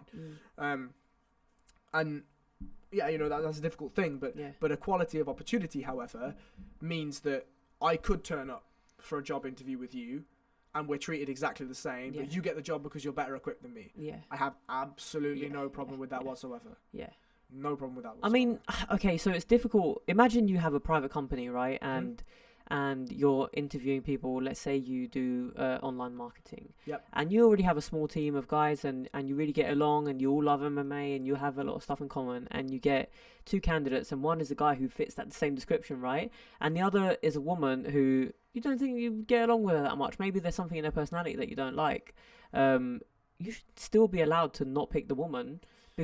And it's not because she's a woman, it's because you want the other candidate because they have something that you desire, right? Yes. But the thing is, we can't get caught up in thinking that it was the demographic that she belongs to that caused the fact that she didn't get hired. Or even if it was, should that be punishable? I don't know. If you have a private company, should the market not sort it out? Because say for example that I'm a building contractor, for example, and I have certain ignorant views about people from Eastern Europe. Well, I'm not going to have a workforce, right? So I need to put that to the side and hire people from Eastern Europe, you know?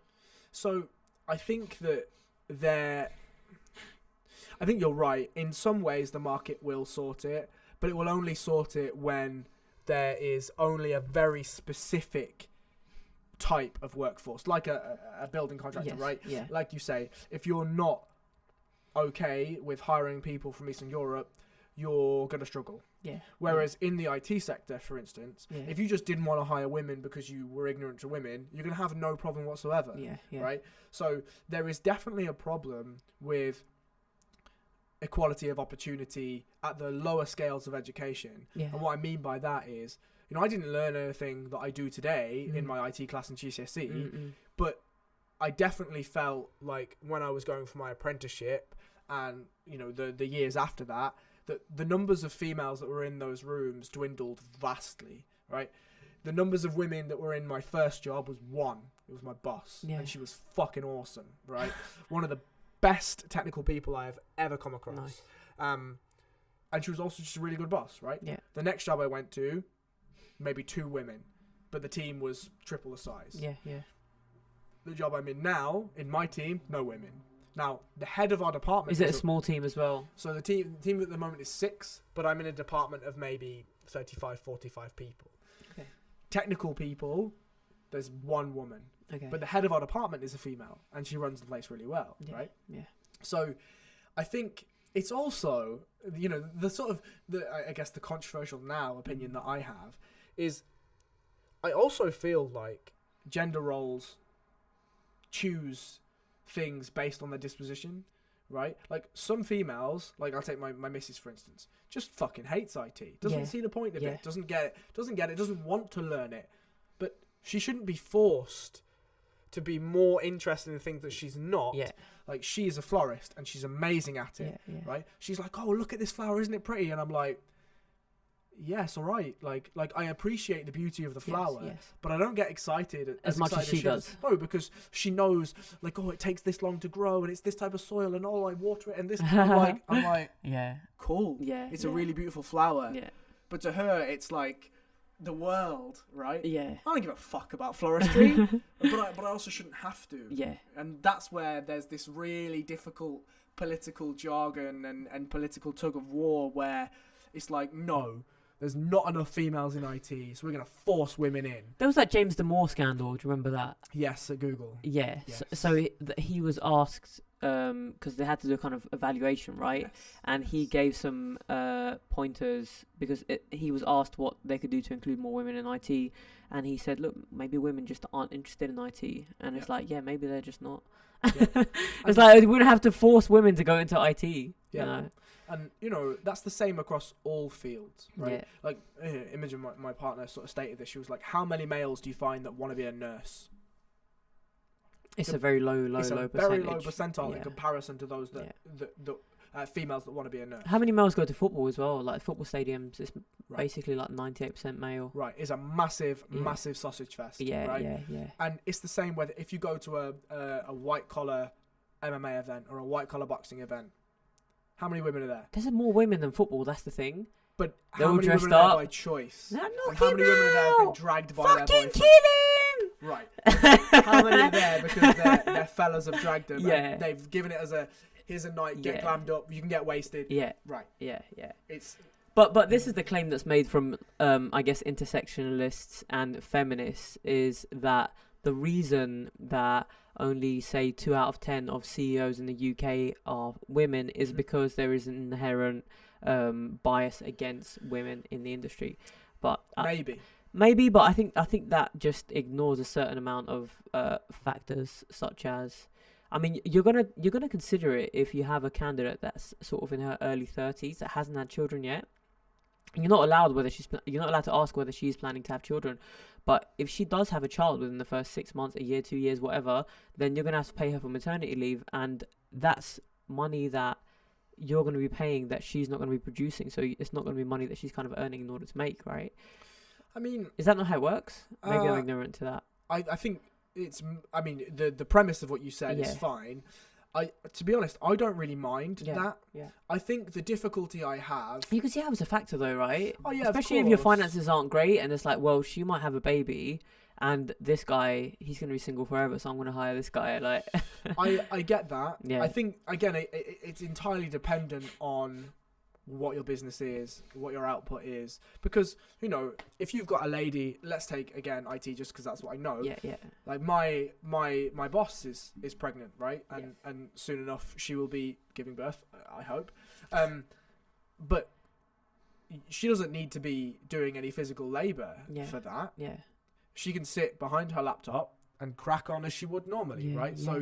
So that money is coming in all of that time, and she's earning that money. The merit is there. Yeah. I think that, excuse me, sorry.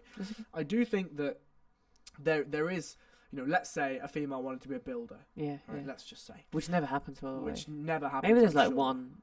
Maybe. Yeah. Right. Maybe. I bet she's fucking mint at her job as well. Yeah. But you're gonna have to be, right? You know what I mean? Yeah. You can't be shit and be around those savages. No, you can't be shit, bro. Yeah. Yeah. She's gonna have to be a demon. Yeah. But like, let's say that was the case, right? And that lady was like, "Oh, I'm gonna have a baby." Then sure, your model has to come into consideration. Yeah. But that's because it's way more of a delivery based function. Yeah. Like if that lady's like, "Oh yeah, I'm fine. I'll just turn the mixer."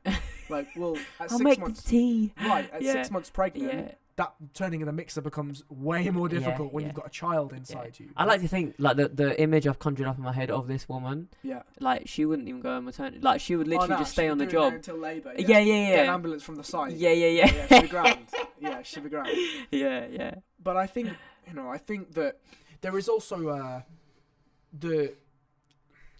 again, I feel like that's not the fault of the female, but more a fault of the game. Yes. Because if females aren't having children, then no business survives. Yeah. Right? It just doesn't exist. Yeah. So because society stops. Right. Yeah. So we have to have a function in business that looks after these women, but also allows the businesses to thrive. Because obviously the return on those children is at least 16 years away, right? Yeah.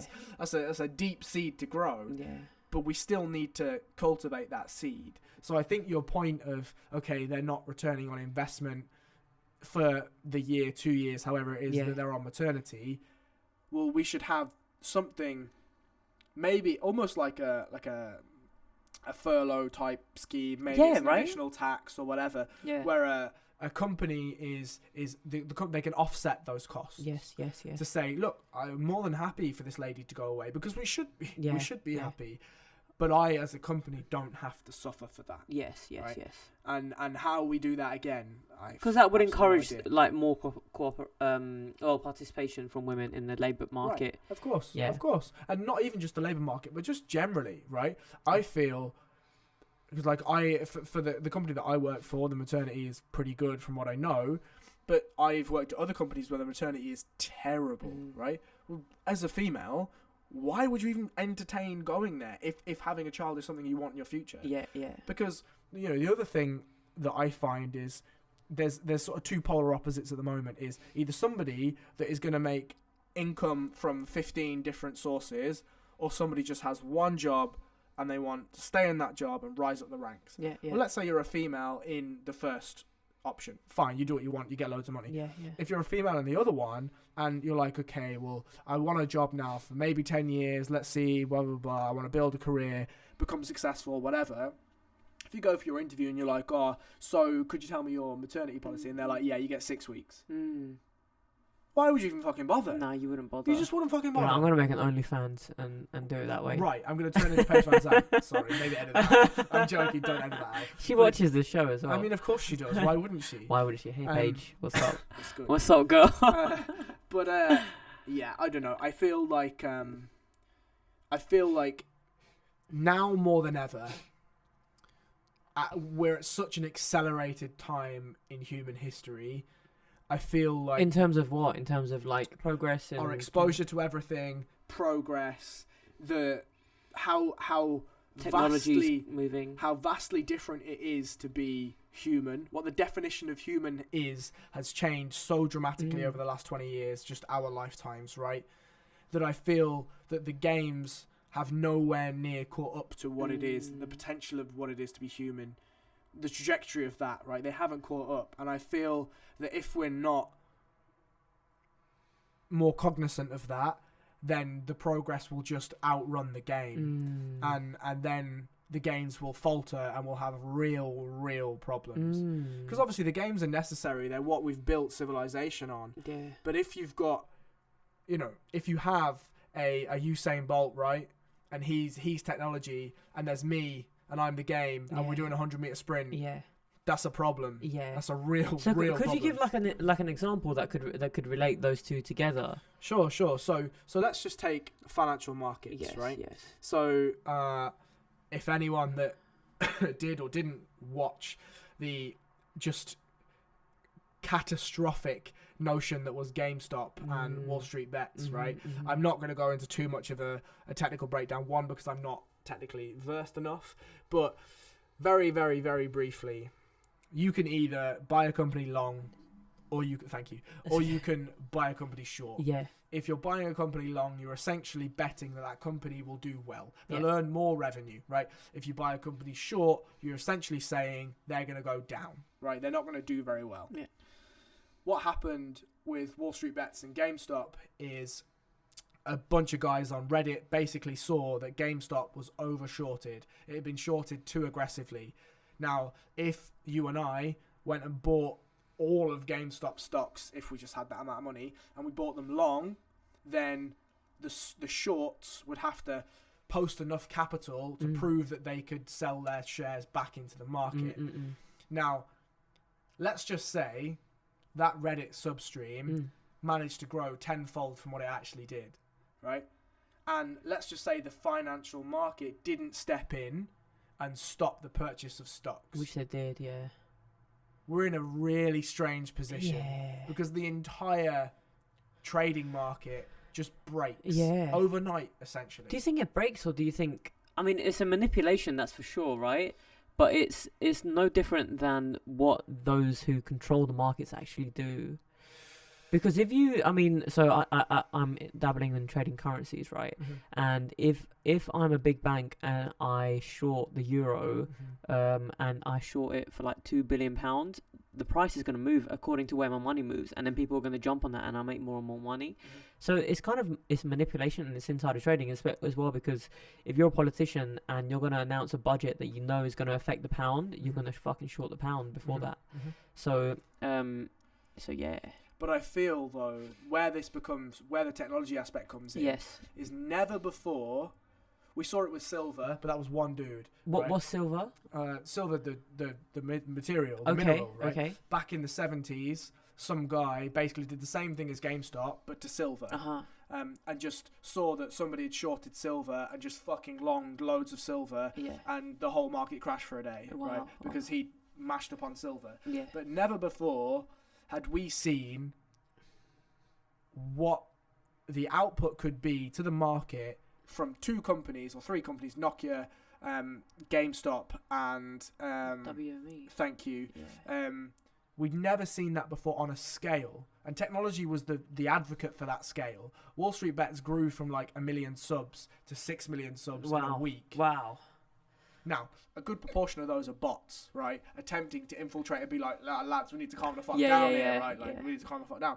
But a good proportion of those were also legitimate people. Yeah, right? that watched the news and they were like, I want to jump in on this. I want to see when the next drop is. Now, that's the first iteration. Yes. There is going to be other iterations. That's so true. Right? So my point is how fast does technology exacerbate those iterations in comparison to how quick the game works? Because let's say this time, it's not just GameStop. Let's say they take 10 companies. Yeah. How quickly do hedge funds go insolvent and have to be bought out, and bank loans and this and that and the next thing? How big is the impact, right? Well, let's say they manage to survive 10 companies. Well, let's say 100 companies happen. What happens, right? Yeah. The technology is not going to go any slower, right? The games have to change. It's a very Robin Hood-like situation, right? Sure. Because this is true people power, and I mean... Sort of. You could argue that it's kind of a bubble, right? Oh, it's definitely a bubble. It's 100% a bubble. Yeah. Because you can make everyone can make 50 grand each, but then that's just going to add to inflation. Yeah. Yeah. So my only problem with the GameStop thing, and this is the last thing I'll say on that stuff, is the people on Reddit that really knew what they were talking about from a financial perspective, they knew that 70% of people were going to lose a lot of money. Yeah. Right? And to put that in perspective, if you and I jumped on GME when it was $400, we've lost unbelievable amounts of money, right? Unbelievable amounts of money. Because those guys knew that when it was going to come down, it was going to come down, right? And they also knew that the market would have to right itself at some point. Yeah. There is no way that GME was just going to keep going and going and going and going. No, they're not Tesla. It's impossible, right? And even Tesla does this. Yeah. It goes up and down, right? Why? Because Elon manages to raise capital by tweeting, buy Tesla. And then, you know, the foundations of that company rear their head again and they lose all the money again. Or he goes on Joe Rogan and it goes up like anything, Right. That guy knows what he's doing, right? It's that era, I don't know if you know Tim Dillon's podcast. It's really funny. I recommend it. It's like really political and he's hilarious. Like he'll just trash the left and the right so much. But anyway, he says that it's the era of fake business. Yes. It's like, so you have a show on Netflix, right? And you ask them for, like, you try to negotiate for your salary. And it's like, you're not going to ask them for, because essentially the money you're making is not coming from my £7 a month that goes to my subscription. It's from the fact that they're a publicly traded company. That's where the income comes from. So it's like the value is almost not based on anything concrete. And other than trust. So this is my point, right? Yeah. That's technology advancing the game. Yes. The game, we're saying it's fake business. It's not. It's just business now. Yeah. Like, the term of what it is to be business has changed. Yeah. Right? Before, it was your man on the corner. Yeah. Right? Not only did we trust him, but we also went to his gaff and we bought our bread and we went home. That was business. Yeah. Like production consumption. Right. Yeah. It just doesn't exist anymore. Production consumption is different now. Yeah. Right? It's based on how many Instagram followers has this got and how many... Like, Elon Musk tweeted Dogecoin and it fucking flew through the roof by 400%. Wow. That's not conventional old school business. No. But that's how it works now. Yeah. Right? And you just have to get with the times, really. Right. To make the most of it. And I don't feel like the vast conglomerate of the game are going with the times. Which like is the players of the game. Right. Yeah. Which is where we're either going to get to a position where they do catch up or there will be a lot of companies that crumble. Yeah. I think. And again, that just leaves the door open for more companies to be born. Yes, right? Yeah, absolutely. Yeah, it's not the end just because there's a big death. No, God no. But it will be a very interesting time to what actual society looks like if some of the monoliths that we think are monoliths just fall by the wayside. It'll be very, very. What do you think the first to go will be? Supermarkets. You think supermarkets? 100%. How come? Because of Amazon and stuff like that. Absolutely. Wow. Because of Amazon, your likes of HelloFresh, these kinds of things. Wow, right? That's very interesting. I never even thought of that. 1,000,000%. Yeah. Like, I have this really nihilistic view of how the world could go, right? If we don't make changes. Yeah. And very, very briefly, I have no idea how long we've been on for, but I'll make it brief. We've got another 20 minutes at least. My thought for how things could go is if I said to you, Alex, what do you need to leave your house for? Truly need to leave your house for? What is it? To go to training? That's go to not work? A need, though. Okay, what do you mean define need? So to just survive as a human, what do you need? Well, I need to go to work, right? Because I need to make money in order to survive. Okay, but what about if you could do your work remotely? I see. Yeah, I see. So the point is, to me, do you need to leave your house to get food? No, when I can get delivered. Okay. Yeah. Do you need to leave your house to get clothes? No. Okay, cool. Yeah. Do you need to leave your house to buy a new chair or some lighting equipment? No. Yeah. Do you need to leave your house to buy a computer? No. Yeah. There is very little that you need, really, really need to leave your house for. But it's nice to be able to regardless, right? But what about when the world that you can access from your home is more enticing than the world that's outside? You're talking about some kind of virtual reality. About all of these things. Yes. Now, if you have an Amazon, so what do Amazon do now? You can basically buy everything from them. Yeah. But they're also doing pharmaceuticals. Yeah. They've dabbled in Amazon shops where you don't pay anything. It just, as you leave, based on what you take off the shelf, it debits your account straight away. Wow, right? okay. So they're in LA. What they're also looking at doing now is they've just acquired, I think it's like 1.3 billion hectares worth of space across the world for places. And what they're looking to do is food shop. Wow. Right? What, grow vegetables, you mean? Well, not just that, but they're going to stock produce. And they're going to do a Tesco's online, but it'll be Amazon online, right? And they're going to do that within the hour, right? Wow. So if you log on to Tesco now, Yeah. your delivery is going to take a week, 2 weeks maybe, 3 weeks if loads of people are doing it. Amazon will get it to you in an hour. Whoa. Exactly the With same a, stuff. with a drone, probably. With a Won't drone, even be a or with person. whatever, Yeah. however it's going to go, Yeah. right? Yeah. So when we get to a point in 5 years, maybe less, where 5 years is such a short time. Amazon are essentially, and I'm using this as a scapegoat, right? I'm just using this example. If they are proliferating all of your life's needs, Yeah. right? Yeah. And then we start getting into maybe Amazon gaming Yeah. and Amazon VR Yeah. and this and that and the next thing. Yeah. Well, what about if you could get a jiu-jitsu workout with a headset on? But Probably you be can, more sophisticated to where you can actually like Granby and do stuff like that. It would probably be like right, yeah. right. But if you could get to a point where you could just do basic jiu-jitsu from your house, that's going to be a really cool novel idea that you play with. But if they're consistently updating, and it just gets more and more and more lifelike, You don't need to leave your house. the habitual movement of a human will just fucking sit you in that bed forever. Yeah. So that's what you think is going to happen? Potentially. Like right? like basically cities where humans lie stacked up on top of each Just other. think about this, right? You go and just think like as far away as like the Chinese, Japanese hotels, right? Where you just get a pod with just a bed in it, right? Yeah. Have you seen those things? I think I'm kind of familiar. Yeah, so it's basically beds on top of each other, but they've got a curtain on them, right? We have at the moment a space problem because the population is so vast. Yes. If one of the fixes to those problems are this room is just your life, Yeah. Yeah. right? And you're given a studio apartment, and then you're given a VR headset and Yeah. access to the entire world. Yeah. What are you gonna do? It's like that scene in The Matrix where the guy's eating the steak. Right. And he's like, you You know can't what? taste it. He's like, I know that this is just illusion, but it tastes so fucking good. And he's drinking the red wine. Right. Yeah. Yeah. Right. Because you know the other addition to VR, for instance, Yeah. would be, how about if I said to you, Alex, you can go and see when Greece was colonized. Yeah. You can go and live it. Wow. You can go and be With that with person. accuracy, right? Right, with pinpoint fucking accuracy. Wow. I could say to you, Alex, how about you go and sit next to the Buddha Yeah. when he's writing his scriptures. Wow.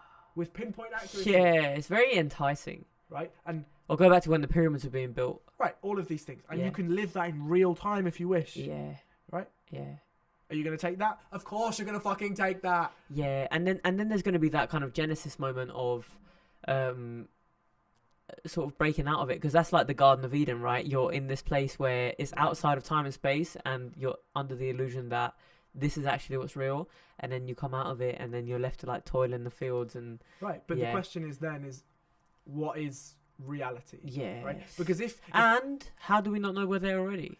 well, I mean, this And is this what we'd be doing if we were? we could do another hour and a half on this because Yeah. this is something that I think about a lot. Yeah. But it's Like that Roy in I don't know if you watch Rick and Morty where they go to the no, arcade. I've not watched it. Okay. Excuse me. Okay. But it's I think about it now, Yeah. like how addictive games are, and your phone and Instagram and Facebook and Yes, Twitter and all these yes. things. Like, we have to believe that this is just the start. Yeah. It's just the start, Yeah. You're right? right. It is just the start. You're right. Like, we think, oh God, Instagram's the pinnacle of addiction. Oh Yeah. God, you've got no idea. Yeah. Wait till VR porn gets good. Right, or Yeah. even VR games. Yeah. Right. Yeah. Like, let's say, if you're a mad football fanatic, Yeah. how about you take the controller out of your hands and you put a headset on and you're playing on the field? Yeah. You're fucking like passing to Messi. Right. Yeah. Yeah. Are you gonna do that? Yeah, of course you're gonna fucking do that, right? Yeah. Or if you're You can fight Conor McGregor in a UFC. fight Conor McGregor, Yeah, and yeah. it's literally Conor McGregor, Yeah. right? And he throws and he walks and he moves like Yeah, Conor McGregor. yeah. You can do the pre-fight talk. You can do this. You can do that. And there's like this feature where you can't tell that you're in the game. So Oh, yeah, once of you course. enter the game, you forget about everything. That's kind of how it was when I took DMT, right? Because when you take DMT, you kind of like leave this reality entirely, and it's like I forgot that this reality existed to the point when I came back. I was like, what the fuck? And I was like, oh, I remember now. Yeah, I think it would kind of be like that. I mean, I think you can achieve that now without any substance whatsoever. If you play a game long enough, you will forget what life is like. Yeah. Like, you will. You absolutely will. Do you mean like even a PlayStation game? Yeah, or something? 100%. If you can become immersed in, or like a movie, you're like an hour and a half into a really good movie. Yeah, you don't know what your name is. You have no idea what your name is. Yeah. You're just there. Yeah. You are those characters. It's so true. Right? That's what life is, though, right? Yeah. That's kind of how life is. Right. Because it's like this is a completely arbitrary moment, and here we are. We just find ourselves both in this moment. Yeah. By chance. Maybe. Yeah. Maybe chance. Maybe not. Who maybe knows? maybe not. No. Yeah. I don't know if I believe in chance. I don't. Okay. This will be what we close on. I've had this conversation. Maybe it's a main theme on your podcast, right? It's one of them. Like the theme of free will. Yeah. And people like you even said it, and I do my best to not question people on this at the moment, but I don't believe in luck. Yes. I just don't think it exists. Yes. And people, when they say luck, generally they're just being lazy with their English, right? Yes. To me, luck doesn't exist because there is chance. Yes. There is mathematical probability of something happening or not happening. Yes. Fine. Yes. You can show me the equation, I'll map it out, it's fine, it makes sense to me. Yeah. Luck is offering your life to an ethereal realm and not accepting responsibility for your own actions. Okay. That's what luck is to me. I see. It's like a cop out. Right. Yeah. You're like, oh, it's lucky we're here today. No, it's not. I got on the fucking tube and I came here. Yeah. Like, there's nothing lucky about it. Yeah. Right? Yeah. You set up this room so nicely. You pressed record. There's fucking nothing lucky about it. Yeah. Right? But the fact that we met is kind of like interesting, right? Yeah, but it's not luck though. Yeah, okay. It was something that I say chose it's predestined. to be there. Yeah. You chose to be there. It's true. We turned up. It just so happened that the matchmakers were like, that guy goes there and that guy goes there. Yeah. And it's also true that by calling something lucky, you're adding a value to it, and that's not how things.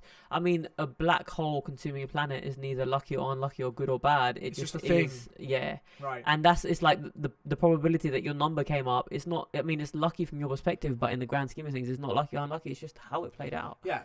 Words and actions don't give a fuck about your emotions. Yeah. They are just a thing. Yes. And your perception of the thing relates to the emotion. Yes. Which is why luck doesn't exist. Okay, I think that's fucking. You sound so convincing. So I've thought so much about it. Yeah. So much about it. I mean, those are the real questions, the ones that you can't really have an answer to. Oh, absolutely, yeah, absolutely. And you know, in one of the podcasts, one of the guys talked to me about movers and this and that and predictors and whatever, and I was like, yeah, I understand everything you're saying. Yeah. It just feels like another way of framing the word luck. Yeah. And I just don't buy it. What about coincidence? Is that?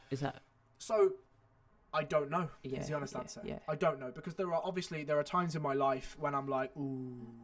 Yeah. That's weird. Yeah. Like, it's weird that thing has happened at that time after this sequence of events. Yeah. I have absolutely no idea. Yeah. But it even that is sort of a large detractment away from luck to me, because if a coincidence happened, I've already thought of a sequence of events. Yes. Right? Luck, there's no sequence of events. Yes. It's just magic. Yeah. Right? Well, it's not fucking magic, is it? Yeah. Because, you know, even if we looked at a minuscule action, right? Like you blinking just then. Yeah. Right? You'd be like, oh, I don't know, I just blinked. It's unconscious. Right, but if we truly understood every single notion of the world, I'd be able to tell you why you blinked. Yes. It's luck is a lack of information. Okay. Or a lack of choice for information, rather than the mysterious element of luck. Okay, I see. So it's kind of it's not real, really, is what you're saying. Yeah, it's an illusion. Yeah, and it's completely subjective. Yes. Yeah. Which is why I don't like it. Fair enough, mate. Fair enough. This is kind of like a theory or an idea that I play with, is that we choose our life path, and everything that happens to us is something that we've chosen before entering this life. I mean, there's no way to prove this, right? And there's no way to prove what happened before you were born and what happens after you die. But I like to think of that, and it certainly makes dealing with circumstances a lot easier when you think to yourself, I must have chose this for a reason. Which requires an element of faith, but I feel like faith is a prerequisite to living a meaningful life, right? because you have to believe that what you're doing is meaningful, right? Otherwise, it's just completely arbitrary whether it is or not. So I'm not sure that you necessarily need faith for that. I think you just need to decide on a value for meaning. Yes. Or a description of meaning, a cost of meaning, or a currency of meaning, frankly. Like, if I said, and this is going to be really difficult for you to answer, but if you could give me in a couple of sentences, what is meaning to you, could you do that? I'll have to think about it. Right. Yeah. So, meaning for me is I would like to achieve a couple of things. Give out more than I take in.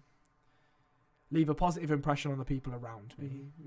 And to leave the pantheon of knowledge with something that I am proud of at the end. Right? Like make your contribution. Right. Make my contribution, but just something that I'm proud of. Regardless of what other people think. How it's viewed after. Right. It could be good or bad or whatever. If I'm proud of it, then I can be satisfied with that. Yeah.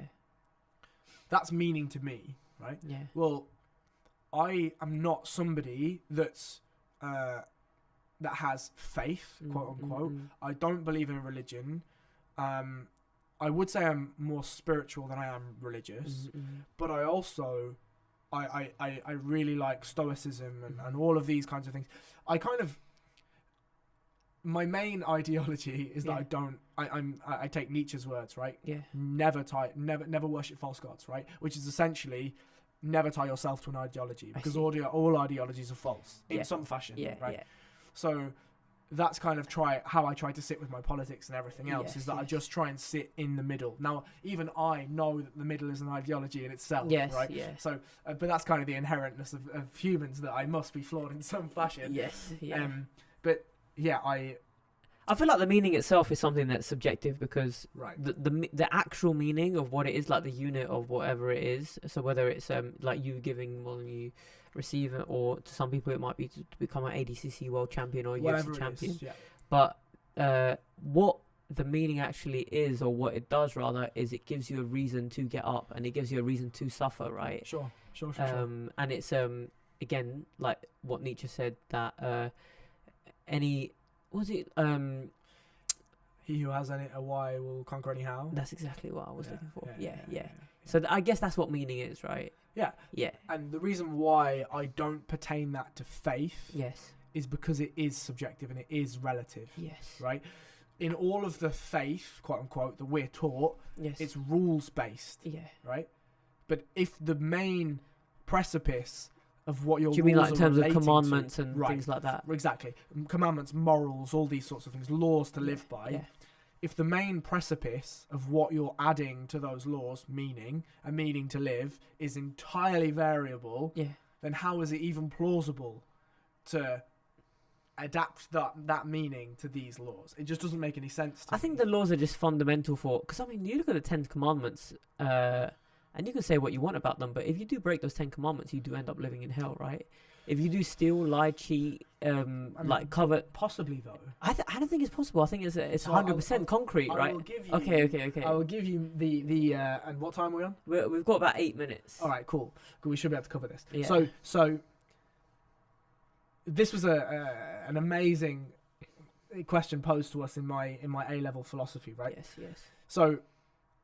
And I'll switch it slightly for this context. So the question is, if you're a police officer in the favelas of Brazil, right, and you go to a tiny shop, and you see in there a female, and she's holding a baby, right, and you notice her take a loaf of bread and put it inside her coat or whatever, and you know that your commander, if he knew that you let that woman go, you would lose your job. However, you decide to follow her and see what the situation is before you make an arrest. I see, yes. You follow her, and she doesn't even live in a house in the favela. She lives outside one, and there are 2 smaller children that she's stolen that bread for, right? Now, the question that's posed to me is, what do you do as a police officer, right? Yeah. And we won't answer that question necessarily unless we've got time, but my question is, that woman was already living in hell. Yeah. Right? Do you think that the addition of that loaf of bread steal adds or retracts from her hell? Oof, that's very interesting, right? And this is my point. Yeah. So the 10 Commandments say, thou shalt not steal. Yeah, right? yeah. Fine. Yeah. On a linear understanding, on a Kantian understanding, then fine. But do you think that woman has suffered less providing something for her children, or suffered more by knowing she had to steal for it? Oh, that's such a good question. What do you think? Almost certainly she suffers less. Yeah. Because where does she suffer more? She doesn't provide and the child dies. Yeah, yeah. And she has to live with the understanding that she lived by the commandments, however her child died. Yeah, yeah. Or does she be like, fuck that shop, bro. Yeah. Give me that loaf of bread and my children live another day. Yeah. Now, obviously, that can follow on because that was my answer, right? Okay, so can I put it another way? So imagine you saw the same woman Yeah. murdering someone and taking their money Yeah. to help her starving children. Yeah. I think that kind of outweighs it. Because the loaf of bread is, what, 50p or something? Right. But if you're a homeless woman that doesn't even have a shanty in a shanty town, yeah, yeah, where's that 50p coming from? yeah, I would think that would plunge her further into the depths of hell, whereas the loaf of bread you could probably justify, right? Because you can rationalize it. And I mean, rules are meant to be broken. Some things are not in themselves bad. So if you witness a woman being like viciously beaten by someone and you go and you kill them, you've just committed an act of murder. But in the circumstances, it wasn't immoral. I mean, I think I could even rationalize the murder for money. Yeah. To get, because if you're have you ever read Crime and Punishment by Dostoevsky? I have started Crime and Punishment. Yes. I'm not yet there. Yeah. But I started it. Like I feel like actually a lot of things are rational. You can rationalize a lot of things. Yes, yes. But for that specific, like if you're that desperate and your children are starving, yes, you don't give a fuck about this guy. Yeah. You care about your own, right? And that goes all the way back to the absolute animalistic instincts that we have. Yes, yes, yes. If me and you were in a tribe, and our tribe was suffering badly from famine and we needed food, and the tribe opposite us were affluent, we're probably going to go and try and kill that tribe, right?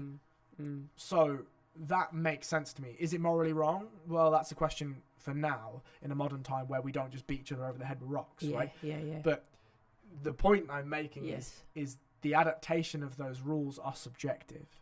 Okay. Right? Okay. That's what we've just confirmed. Yes, yes. You can offer very validly, oh, well, if I up the ante and I murder this man and take his money, then we can have a very different discussion. Yes. But the notion of stealing is subjective to its outcome. Yes. Yes, it's true. It's very true. Right. Yeah. So that's where I come from. Yes, yes.